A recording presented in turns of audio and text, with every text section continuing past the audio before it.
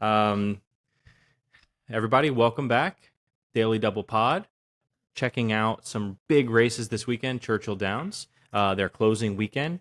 We're going to take a peek and highlight the Fleur de Lis this weekend, Saturday, the 28th of June. Race 7 at Churchill Downs tomorrow. Dad, why don't you take this race here and give me a little bit of a breakdown? Why is this race big? And talk to me about Thorpedo. Well, we've got the return to Torpedo Anna. Now, everybody knows how great this horse was last year. I mean, it was phenomenal performance. Almost won the Travers. After a couple victories earlier in the year, with 90 some buyers, showed some ability. The horse had a real tough, I bet her worst effort in her career. She was seventh by 12, first time out of the money. She got bounced around a little bit around the first turn, but the jockey Brian Hernandez said it was no excuse. The horse was flat. Was it just one random race? Is this horse, now that she's 4 years old, has she lost the step? What's going on? Well, let's face it, she's going to get played heavy again because she's a champion. She can have one bad race. Or are we going to go with the two upcomers, Royal Spa and Jin Jin, who seem to be on the uptick? Because if she's lost it, Jin Jin will show some speed with Thorpedo Anna. The two of those will go and run within a length of each other.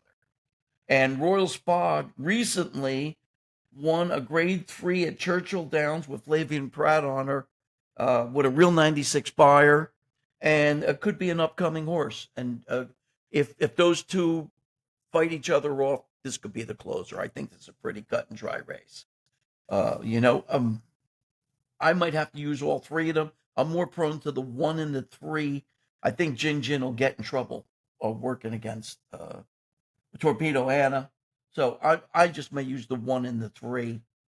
Taxed ran a fair close. The 2 I didn't care for. What do you think about the race? Take a look. What's your overview on it? Anything? How many horses Five horse field. 5 horse field. How many horses can you recall in history to run at Thorpedo Anna level, championship level, and to never lose a race? Not too many. I mean, we had the great Zenyatta, we had the great Personal Ensign.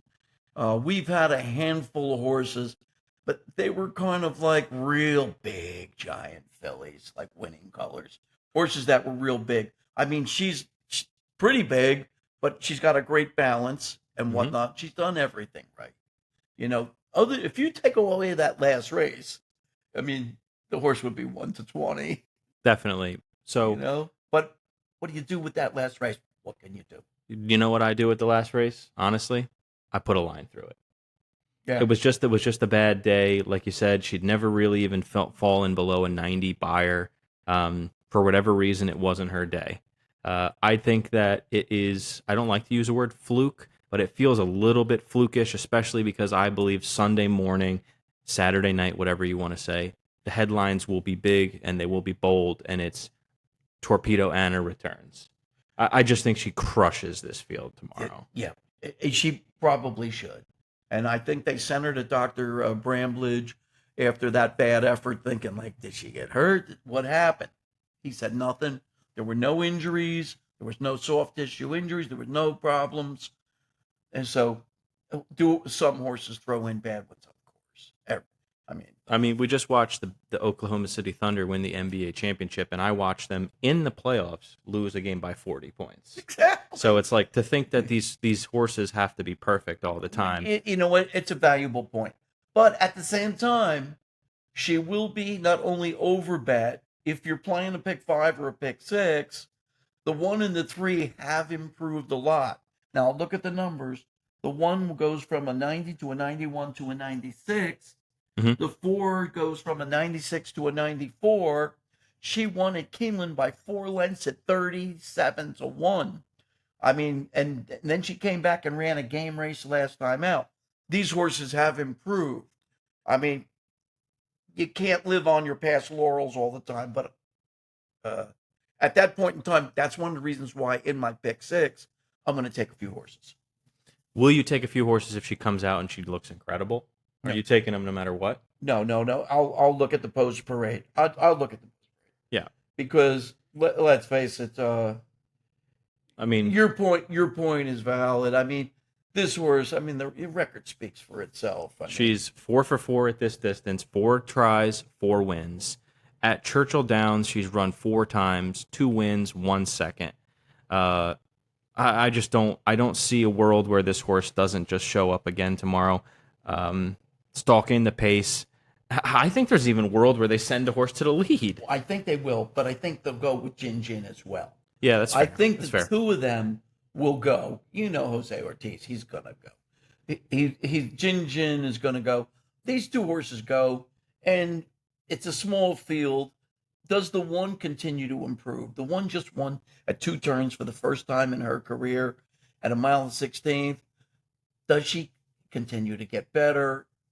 You know, if those horses are hanging at all, you know, Flavian might be coming with Royal Spa. It's possible. Sure. And how about Taxed? Taxed Taxed, just yeah. beat Thorpedo Anna Yeah. if you're taking the route of a horse that's improving. Tax made a move. Tax wouldn't be out of the question either.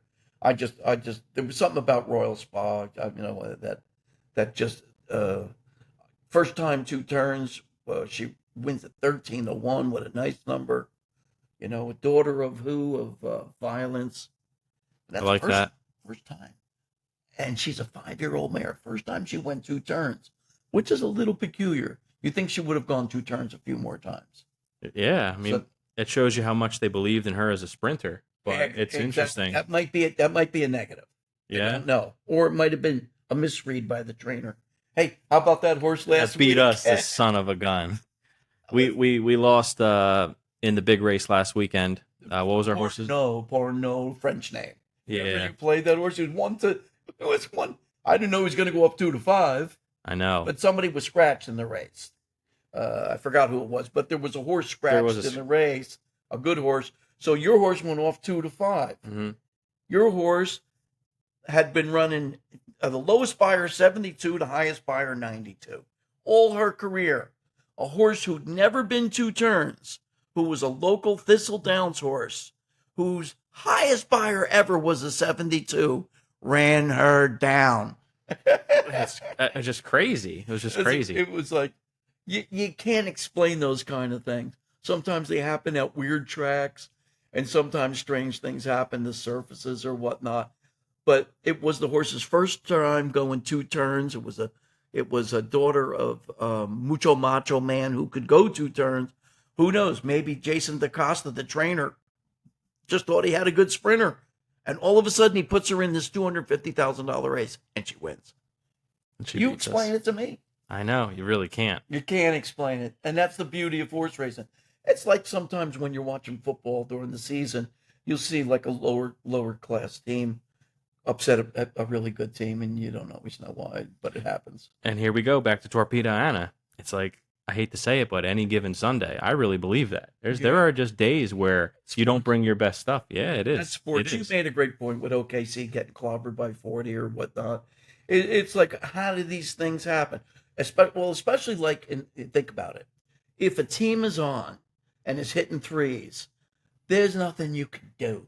Right. Now, we look at a horse race. They run in mile 16.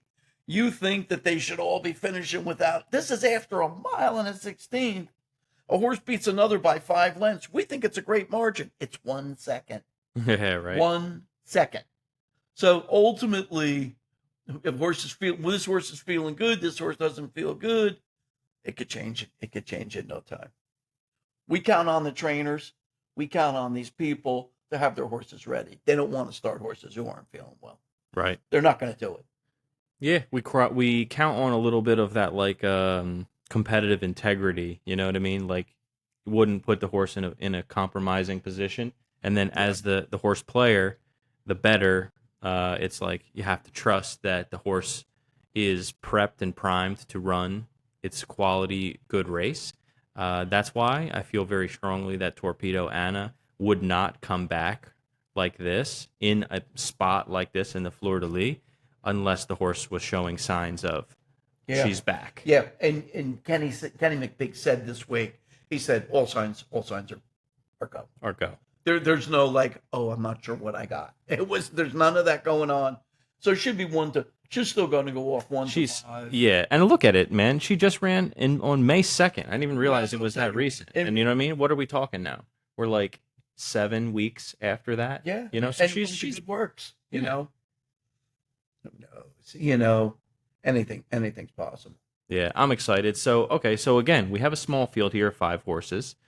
If you ask me how to play the race, I really like Jose Ortiz to be forwardly placed, Thorpedo Anna to make a move and take him around the turn, but Jin Jin to still have something left and it to be a little bit of a battle until like the last 150 yards. So I'm going to go a straight 3-4 tomorrow. Thorpedo Anna straight with Jin Jin, 3 with 4. Go $20 straight exact tomorrow. How would you play the race? You know what? I prefer the 1 and the 3. I think the 3's class will demoralize Jin Jin a little bit. And I think Royal Spa, who already beat Jin Jin, will probably beat Jin Jin again at the same track. So it's like, I'd say, and with the crafty Flavian Pratt just running third, a few lengths behind. I just don't think this is his preferred distance. I think Jin Jin prefers this. Could very well be. It's possible. But it's possible. I like your take as well. So are you playing 1-3-3-1 in an event that she loses? You know what? It's going to be difficult to do because I was going to bet the box 1-3, but it might be $5-6 the exacta. So chances are I'll maybe make a small bet on that, but I'll use those horses in my pick 6 because, like I told you, there's a carryover of $1.3 million. It may be gettable tomorrow for a small investment, and I'm going to go with the 1 and 3 in my pick 6. Okay. What do you think that carryover gets to tomorrow? You think it eclipses $5 million? The 1.3 guaranteed. You know what? There aren't that many. I think Woodbine's got some big races and maybe Laurel, but also we got some bad weather throughout the Northeast.